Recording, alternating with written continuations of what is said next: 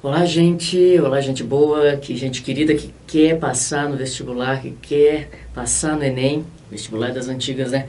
Então hoje vamos trabalhar com artes, olha que delícia. Meu nome é Viviane Rodrigues, eu sou jornalista, sou professor e sou fotógrafo profissional há mais de 20 anos e a gente vai trabalhar esse conteúdo tão legal que é história da arte, arte ou artes, né? Dependendo de como você queira chamar, a gente vai deixar aberto aqui. O correto é arte, né? Mas a gente vai trabalhar com esse conteúdo enorme. A gente vai começar falando... antes de começar a falar, vamos me apresentar, né? Além disso, você pode ir lá no meu site, vivianerodrigues.com, que aí você vai buscar outras informações, se você quiser, sobre mim. Tá? Para você ficar mais seguro do que eu estou dizendo, né? Então vamos lá, vamos começar trabalhando com arte na pré-história. Então vamos ver arte na pré-história? Então assim, olha gente, o conceito de arte, ele está amarrado à vivência de cada civilização, tá certo? Ele está amarrado às definições de cada cultura, de cada momento histórico, né? Porque ele é um termo muito subjetivo. Ele é um termo que depende de vários contextos para ser trabalhado. Então, a arte, né? Desde que alguém considere que uma determinada produção pode ser chamada dessa forma, digamos desse jeito, digamos dessa forma mais clara, né? A arte, esse é um momento mais de conceitos, então a gente vai ter que trabalhar dessa forma, tá bom, queridos? Arte é uma atividade humana de manifestação e expressão realizada através da sensibilidade das ideias do artista através de determinadas ferramentas. Um artista trabalha com várias ferramentas. Pode ser o pincel, pode ser a câmera fotográfica, pode ser a web, pode ser uma mistura disso, que a gente vai trabalhar mais em outras aulas. A gente vai trabalhar com linguagem híbrida, que é essa mistura de linguagens, quando você vai trabalhar com pintura e audiovisual, por exemplo. A arte é conhecimento. Enfim, a arte é conhecimento, o Azevedo diz isso pra gente. Ela trabalha com as várias noções do que a gente pode chamar de caminhar humano, vivências humanas, né? Um artista trabalha muitas vezes com a sua vivência, com a vivência que ele possui, com as coisas que ele viveu, as tristezas que ele viveu, as alegrias que ele viveu. O momento político é muito importante para muitos artistas em que eles viveram, né, e muitas artistas. Então, a arte é conhecimento porque ela abarca o mundo, né? Ela abarca o conhecimento, as experiências e tudo mais. Nossa, é muita coisa, né? Mas é mesmo. Transcende, a arte transcende, né? Não sei se é porque eu sou apaixonada por arte, né, minha gente? Mas eu devo dizer que a arte é muito importante, ainda mais num planeta como esse, que é muito violento ainda em muitos locais, né? Em muitos locais, em muitos lugares. Então, a arte, para muita gente, existem vários conceitos e vários teóricos falam sobre a arte. O Gombrich é um deles, né? Um dos mais famosos. A arte não existe, existem somente os artistas, é isso que ele diz. Por quê? Porque dependendo do momento você vai enunciar que aquela pessoa é um artista, né? Se ele realiza, se ele produz arte, né? E a Marilena Chauí, que é uma grande filósofa brasileira, ela diz que o artista é um ser social que busca exprimir seu modo de estar no mundo na companhia de outros seres humanos, reflete sobre a sociedade, volta-se para ela, seja para criticá-la, seja para afirmá-la, seja para superá-la, né? Então, a arte e o artista, ele gosta de produzir. Muita gente acha que a arte produz só o que é belo. Não, eventualmente a arte, o artista vai produzir o que é feio, exatamente para te contrapor, para te confrontar, para te questionar, que é o que a gente vai ver nesse slide agora, né? A arte produz o belo, todo mundo acha isso, ai que lindo, quadro de flor, meu Deus, que legal, mas não é só um quadro de flor que pode ser bonito, existem obras que são grotescas, que são muito feias, né? A arte produz o feio, que é para te causar um impacto, que é para te causar, eventualmente a arte te ofende, exatamente para te tirar do lugar de conforto, para te tirar do lugar alienante, para te tirar desse lugar confortável que você já conhece. A arte quer te confrontar, e o artista quer te confrontar dessa forma, né? Existem quadros, um quadro, por exemplo, do Portinari, né? a criança morta, que é uma família chorando a morte de uma criança, isso não é para ser bonito, né? Somente belo aos olhos e o que a gente está habituado. A arte exige que você compreenda que aquilo é uma confrontação com as situações que a gente vive no Brasil e no mundo, né? A morte, ela está presente na vida. Existem mortes trágicas e a arte, ela também trabalha com isso, né? A arte denuncia a morte pela fome, né? A arte desafia regimes, né? Regimes ditatoriais, a arte desafia. A arte traduz, ela expressa o desespero, a alegria, a felicidade. Veja quão importante é a arte, e a gente vai ver ao longo dessa aula e dos outros vídeos que a gente vai realizar, que a arte, ela faz parte da nossa vida todos os dias. E veja o quão importante isso é. E como é importante valorizar quem tem coragem de ser artista também. Vamos continuar? Então a arte permeia a vida da gente, né? A arte está no carro quando você está dirigindo e você está ouvindo música clássica, ou rock, ou pop, ou eletrônica, a música está lá, né? Na leitura, quando você vai ler um livro em casa, na telinha do seu smartphone, quando você está pesquisando alguma coisa no YouTube, vendo um documentário sobre produção artística, sobre o Enem, né? Então, a arte está presente na conjunção de vários trabalhos que podem, na criatividade que é necessária para realizar aquele trabalho. Então, você está lá se aproveitando da criatividade, olha que legal, das outras pessoas e do universo que elas têm para te oferecer. Olha que legal. Nós expomos todos os dias a diferentes e ilimitadas formas de usos da produção artística. Eu botei assim, ó, diferentes e ilimitadas ali, né? Porque eventualmente, já pensou, você ouve só o mesmo tipo de música, você só lê o mesmo tipo de livro, você só vê o mesmo tipo de seriado.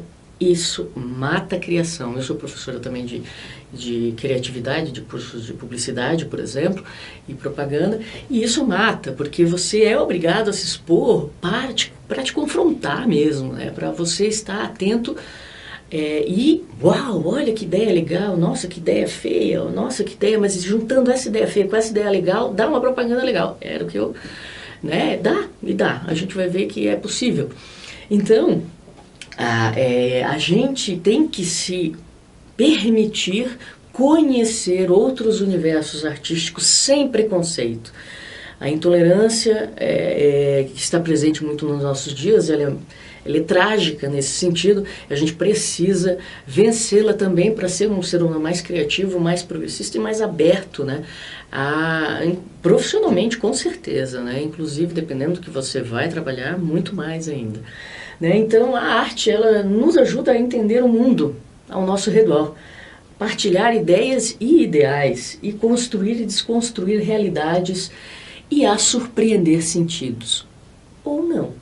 Depende do que você está habituado a ver, a ouvir. Por isso que eu digo, a arte, ela é grande, é geral, mas você pode se propor a vê-la de outra forma, ok?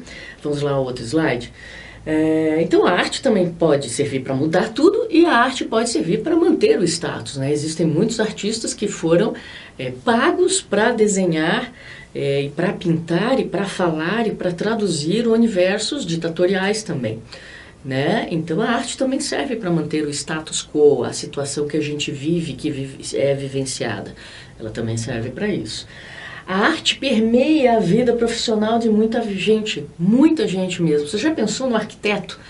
Né? Oscar Niemeyer dizia que faltava criatividade, faltava disciplinas que envolvessem o universo artístico na faculdade de arquitetura, ele dizia. Um dos sonhos dele, ele disse numa entrevista, era fazer uma faculdade de arquitetura em que você tivesse mais aulas de música, de dança, né? E não só de matemática, por exemplo. Né, de cálculo voltado à construção. Então veja que legal. Né? Na cirurgia plástica, claro, ela tem que saber noções de forma, de volume, para não errar, para não colocar o umbigo mais para cima ou mais torto. Então ela precisa saber também noções e ter essa noção de volume ainda mais aplicada à pele humana. Olha que difícil, né? E que importante esse trabalho. A arte também está presente na vida do jornalista, claro, para a gente escrever melhor e chamar a atenção de uma forma melhor, de uma forma mais legal, mais interessante para o leitor, né? Na vida do escritor, né? Imagina de ficção, ela ensina você, né, a ter a sensibilidade para chegar eventualmente no teu personagem, na pessoa que você está entrevistando, né? Se você é um documentarista, né? Na vida do designer, nem pensar, com certeza não pode faltar arte, né? Ele tem que trabalhar com noções de arte e de números também, né, para acertar o produto, para verificar, seja design de produto, seja design, né, de moda, de joia, ele tem que saber de uma série de estruturas artísticas também, né. Na engenharia mecânica também, porque um produto tem uma forma, e essa forma, se você tiver criação artística e já viu muita coisa, você pode transformar esse produto numa outra coisa mais legal ou mais fácil de carregar, por exemplo, se você está trabalhando com isso, né? Olha a figura do Oscar Niemeyer aqui, né? Nessa obra que ele fez na Espanha, né? Essa luminária, olha que luminária, né? Que legal.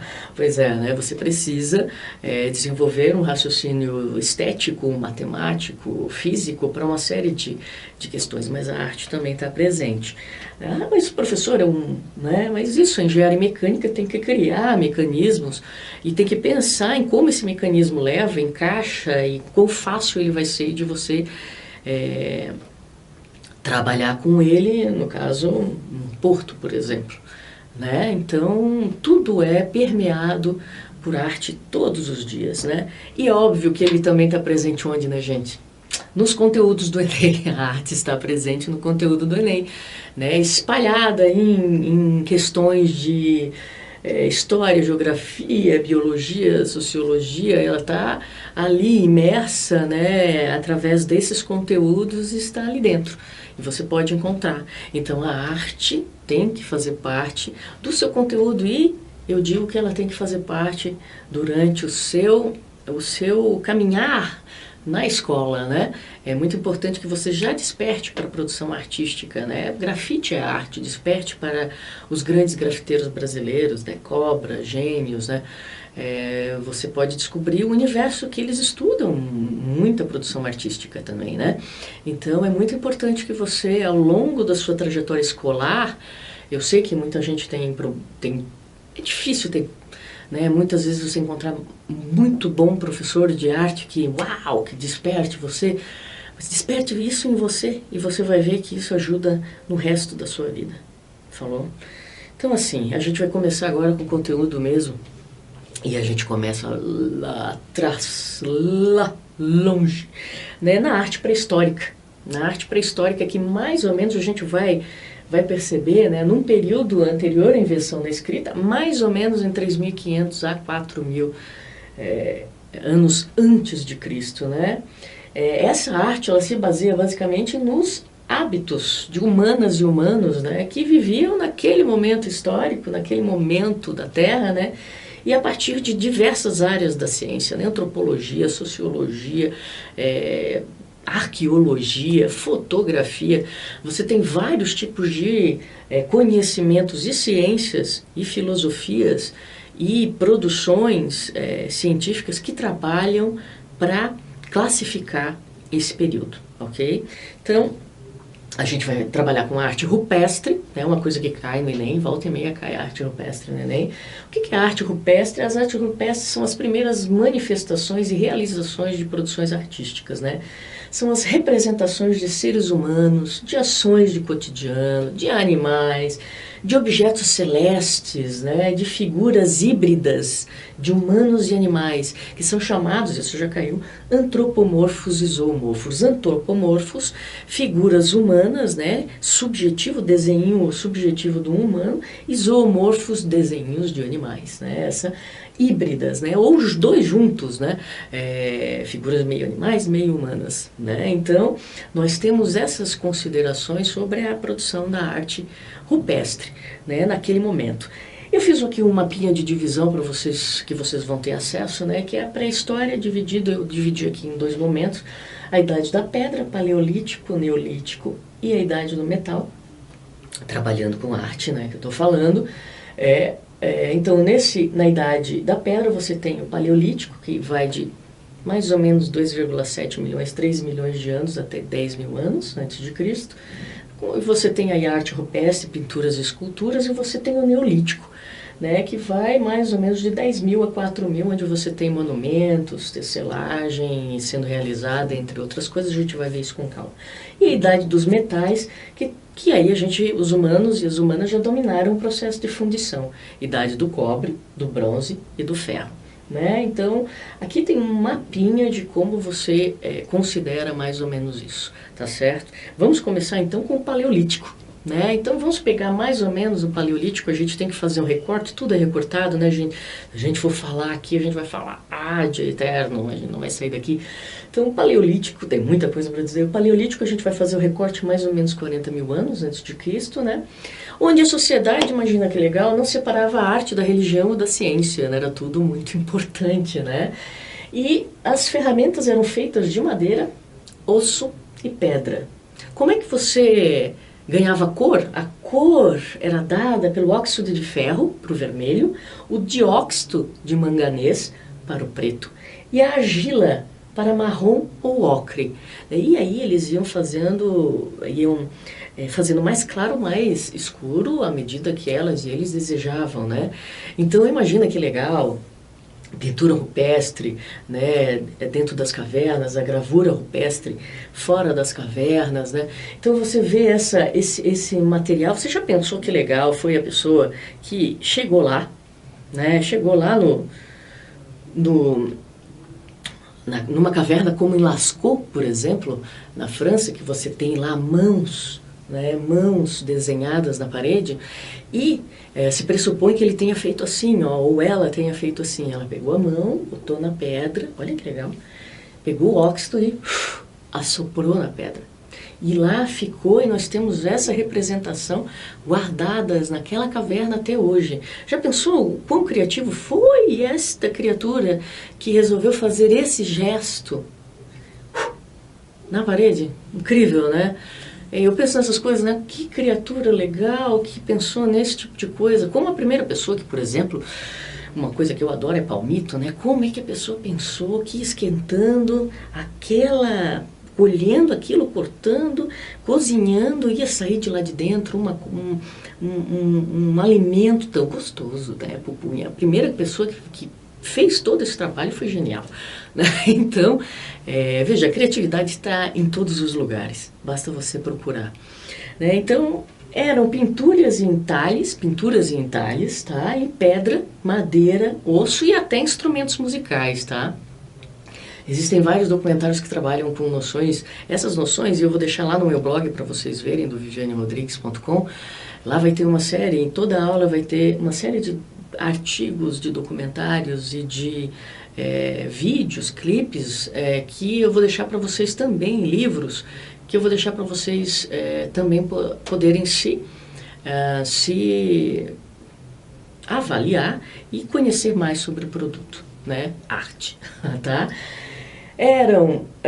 A escultura tinha cunho ritualístico, tá? Predominavam as imagens femininas de fertilidade, né? Eram imagens que saudavam deuses e deusas e o sobrenatural, né? E tinha uma forte relação entre o universo mágico, né, e a realidade na qual viviam, né? Você tem que pensar e contextualizar aquele momento, você tem que se colocar naquele momento histórico para compreender como é que eles lidavam com a produção artística também e com tudo ao redor deles, né? Então é muito importante isso. Esse é um momento, o paleolítico é um momento da pintura naturalista, tá? É um momento que eles tentam pintar dessa forma, né? Com seres reproduzidos como eles viam esses seres, né? Tanto eles sozinhos ou em grupo, né? Poderiam ser várias pessoas, o grupamento junto vai estar representado imageticamente, representavam também deuses, espíritos ou constelações de estrelas, né? Então veja que legal, a pessoa que olhava para cima naquele momento e pintava, por exemplo, pintou um cometa, uma chuva de meteoros, né? Então veja que sacada e que vontade, né? Qual foi a vontade que os levou a fazer isso, né? A produzir dessa forma. Claro que eles não chamavam de arte, né? Era uma representação, né? A arte veio muito a posteriori, né? Mas não deixa de ser, porque muita gente diz assim, e alguns teóricos dizem, mas não é arte porque eles estavam só representando alguma coisa. Poxa, mas veja só, a pessoa teve uma vontade imensa, descobriu o óxido, descobriu o barro, catou aquilo, juntou, foi para uma caverna pintar, queria se expressar de alguma forma, né? Então isso é muito importante, né? Então aqui, ó, é um exemplo para você. Na Serra da Capivara, no Brasil, existem vários, né, centros de produção, de vivência pré-histórica, de arte pré-histórica. Essa aqui é na Serra da Capivara, desculpe, né, no Piauí, né? Aqui você tem petroglifos, né, petroglifos na Pedra do Ingá, também em Pernambuco, né? Olha só a escrita na pedra, que bonito, né?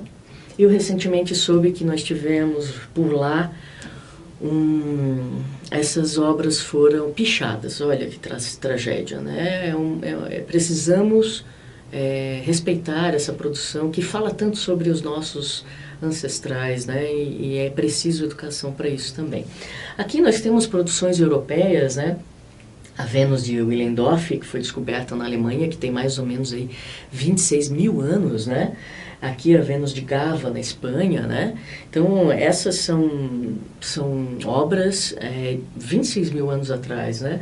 A Gruta de Altamira, na Espanha, foram deixadas várias ferramentas, vários desenhos, várias produções daquele período histórico, daquele momento histórico também, do Paleolítico, né? A de Lascaux, essa gruta, é uma das que mais deteve intocados os seus e preservados as suas obras, né? Hoje a entrada é proibida porque os humanos estavam levando fungos para dentro da caverna que estavam se alimentando da pintura. Então eles fecharam a visitação, mas você tem vídeos, e eu deixei lá no blog, vídeos sobre a caverna que você vai se maravilhar. É maravilhosa, é linda mesmo, e é incrível você pensar que humanos fizeram isso há 20, 30 mil anos atrás, né? Muito, muito legal.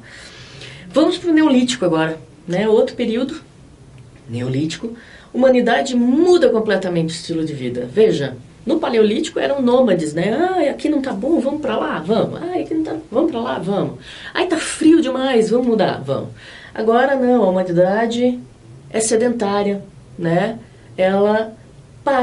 A socialização se intensifica entre o próprio grupo e entre os grupos vizinhos, que também param, né? E você tem aí um desenvolvimento da tecnologia, novas formas de produção artística, né? Produção de cerâmica, de tecelagem, afiação, você troca a pele dos animais por fios de algodão, linho, na verdade, né? O linho, né? Então você troca por outros tipos de material, e você começa a ter e a aparecer em estruturas megalíticas, né, que servem para cultos e manifestações religiosas, que são aquelas grandes pedras, né, num círculo, né, como Stonehenge, né, no Reino Unido, né. Então você tem essas manifestações no Neolítico, né. Lá você vai ter a pintura geométrica, certo? Você tem desenhos que têm uma geometria clara, eles são traços, são desenhos geométricos, né? Com traços e cores, né? Elas são seres humanos que estão também vivendo no coletivo, são desenhos que trabalham a humanidade no coletivo e no seu aspecto individual, na caça, ou sozinho admirando as estrelas, ou sozinho comendo, ou sozinho, ou em grupo, né, se alimentando. Então você tem mais figuras agora com um pouco de movimento, né? Então são figuras caçando, comendo, e são figuras mais leves, digamos, dessa forma, né? Então você tem de alta aí na Noruega, né? Ou você tem essas obras aqui, ó, bem gráficas, né? Em Bhimbetka, na Índia, né? Olha só. Aqui você tem as lâminas que foram encontradas na Itália, por exemplo, de produção, lâminas para caçar, que exigia, né, que você também produzisse, né, tivesse esse cuidado, porque assim, no Paleolítico você não tinha, você só fazia, né, eles faziam e estava pronto. No Neolítico você já tem um aprimoramento, as pessoas já estão, não vamos só fazer assim, vamos lixar para ficar bem bonito, assim, para ficar brilhante. Então eles tinham esse cuidado com a pós-produção, digamos assim, do material, né? Aqui, ó, a Dama de Saint-Sernin, na França, né, é uma pedra que foi talhada, né? Você já tem obras como o Colar de Conchas, né? Sendo essa produção que deveria ter um significado, né? Para ser usada também, né? Esse colar de conchas foi achado na Itália. Você tem coisas incríveis, né? Como os geoglifos, né? Como o gigante do Atacama, no Chile. Aqui você vai ver, lá na sua apostilinha, no seu material, você vai ver que essa é um desenho feito em grandes planícies, né? Como esse aqui é mais legal de ver. Olha que coisa incrível isso aqui, que são as linhas de Nazca no Peru. São desenhos que você só consegue ver de avião. Então foram desenhos traçados perfeitamente. Esse aqui é o beija-flor, um colibri, um beija-flor, que foram traçados para serem vistos de cima. Aí já cria-se várias teorias sobre isso, mas eles eram vistos de cima e é uma perfeição maravilhosa, né? Então eram feitos com sedimentos, com pedras ou escavados. Na Amazônia tem muita escavação desse tipo, certo? Lá também tem geoglifos, né? Onde cavaram-se 1 metro, 2 metros para baixo, e de cima você consegue ver os quadrados, as formas geométricas, as formas gráficas que foram dadas. No Peru são formas bem variadas, existe o astronauta, existe essa linha aqui, existem outras formas, todas feitas para serem olhadas de cima. Olha que coisa incrível, isso na ilha de Nazca, lá no Neolítico foi produzido. Cerâmica, na Itália, né, você tem uma produção mais refinada, então o refinamento da produção no Neolítico, né, tapete de junco, né, lá na China, né, que foi produzido nesse momento também, foi achado lá, né. E a Idade dos Metais? Bom, aí na Idade dos Metais você já tem esse desenvolvimento tecnológico, né, melhor, e você tem aí o domínio do fogo. Dominamos o fogo e as suas temperaturas para que a gente pudesse ter a produção de cobre, bronze e ferro, né? E basicamente eram 2 técnicas. Olha que técnicas legais. Eu resolvi dizer porque eu vi que teve uma questão que caiu. Técnica do barro. O que eles faziam? Eles despejavam o metal derretido numa forma de barro e aí depois eles quebravam e aí você tinha a forma, por exemplo, de um jarro, de uma máscara, por exemplo. E você tinha a técnica de cera, que era mais evoluída. Eles faziam primeiro um modelo em cera, detalhado, bem mais detalhado que o modelo anterior. Faziam um modelo em cera, depois esse modelo era coberto de barro e era preenchido de metal. Aí a cera se derretia e saía, e o barro, né, quebrado, e aí você tinha a peça muito mais perfeita. Olha que legal, olha que legal. Olha a engenhosidade das pessoas, né? Então, se fazia muitas esculturas de guerreiras e guerreiros, formas masculinas e femininas, e formas ricas em materiais para você trabalhar no campo, materiais para você colher, materiais e peças, né? Como essas aqui, ó, que são ferramentas, né? Machados, para cavar, né? Que foram descobertas na Itália, né? Como essa tigela de ouro, olha os detalhes que linda nessa tigela de ferro e ouro, né, com detalhes em ouro, que foi descoberta na China, né? Olha que bonito isso, né? Ou anéis de ferro, né? Olha, né? Anéis que poderiam ou não ter significado, poderiam já ser acessórios de beleza, né? Ou de status social, né? Então, anéis na França. Essa máscara aqui, que também foi descoberta na França, né? Uma máscara, talvez uma máscara mortuária, uma máscara para algum tipo de de culto, né, e de movimentação e de rito naquele momento histórico. Então você tem a máscara, né? Você tem, mas você não tinha só de ferro, né, gente? É que a produção artística é uma associação de coisas, né? Uma associação de coisas que vão se desenvolvendo e vão se unindo, né? E os materiais vão se melhorando e as artes vão se tornando híbridas, vão se misturando. Então você tem esse caminhar. Você produzia também obras maravilhosas em cerâmica, né? Como essa representação do touro achada no Irã, né? Olha que beleza, que linda, né? Parece uma obra que não tem datação, parece uma obra que poderia estar na nossa sala hoje, né? Então, e ela tem aí alguns milhares de anos, né? Então, e a arte rupestre no dia de hoje? Mas, professor, você vai falar de arte rupestre no dia de hoje? Poxa, eu vou falar de arte rupestre no dia de hoje. Porque você às vezes não pode perceber, mas a arte, ela influenciou muitos do que a gente vê hoje aqui, ou em muitos artistas contemporâneos, sabe? Por exemplo, nos grafites você tem uma representação rupestre, de arte pré-histórica. Você tem também, e muito mais inclusive, nas pichações, né? Dependendo da cidade que você vive, se é maior ou menor, você vai ter um grande número de pichações, que podem não ser bonitas, mas eu não vou entrar nesse mérito aqui, mas dizem alguma coisa, e isso também é baseado nessa produção, né? Nessa produção anterior. A gente tem a land art, né? E os artistas que se aproximam, que se usam os geoglifos ainda hoje. Aqui, por exemplo, a gente vai ver isso em outra aula, em outro momento a gente vai trabalhar com land art de uma forma mais concisa, mas aqui só para dar uma ideia para vocês, né? Isso aqui, ó, é um exemplo de land art, e é um exemplo baseado em produções também de arte pré-histórica, né?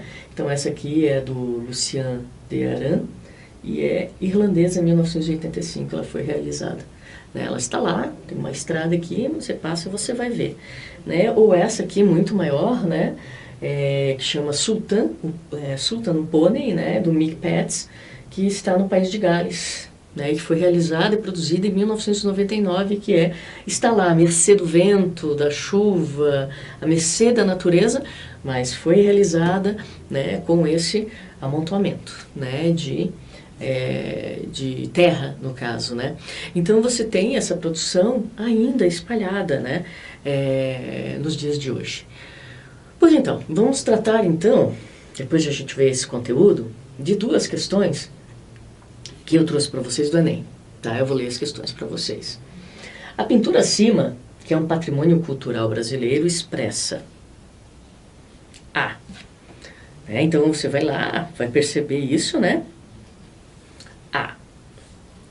Conflito entre os povos indígenas e os europeus durante o processo de colonização do Brasil, a organização social e política de um povo indígena e a hierarquia entre os seus membros, aspectos da vida cotidiana do grupo que viveram durante a chamada pré-história no Brasil, os rituais que envolvem sacrifícios de grandes dinossauros atualmente extintos, e a constante guerra entre diferentes grupos paleolíndios da América durante o período colonial, né? Então, os aspectos da vida cotidiana de grupo em que viveram. Essa é a resposta. Por quê? Olha lá, vamos voltar aqui para ver.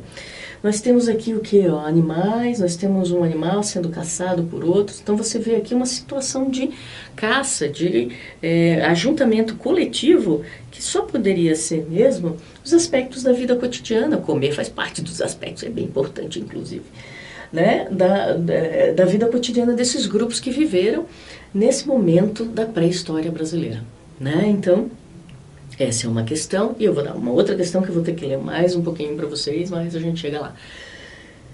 Do Enem de 2011, gravuras e pinturas são duas modalidades da prática gráfica rupestre feitas com recursos técnicos diferentes. Existem áreas nas quais a dominância de uma ou outra técnica no Brasil, o que não impede que ambas coexistam no mesmo espaço.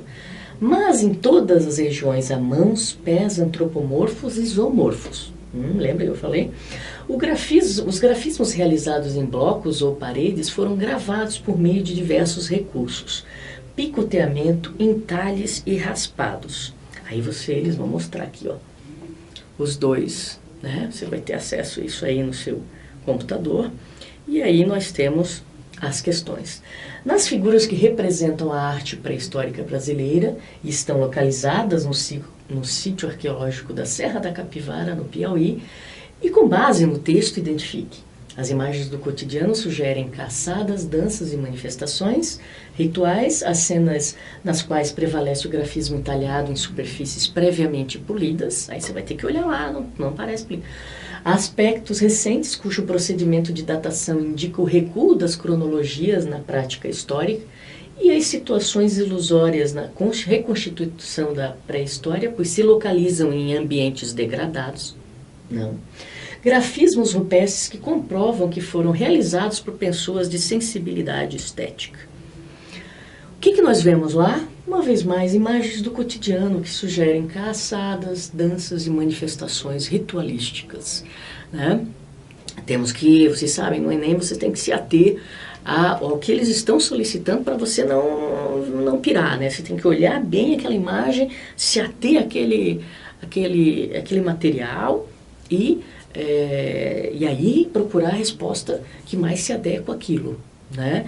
Então essas foram as duas questões. Aqui, ó, nós temos os citados, se vocês quiserem buscar, são artigos científicos citados nessa aula, né? Como eu falei para vocês, se vocês quiserem mais material, no meu blog vocês vão encontrar artigos científicos, artigos de jornais e revistas e documentários sobre esse tema e sobre o tema de cada aula que eu vou ministrar e que vamos trabalhar com artes, né? Com a produção artística que vai ganhar vários episódios, né? E ainda vai se desenvolver muito. Então a gente fica por aqui, terminamos essa aula de arte na pré-história e quem sabe eu vejo vocês em outras, hein? Muito obrigado pela sua atenção, estude bastante e boa sorte.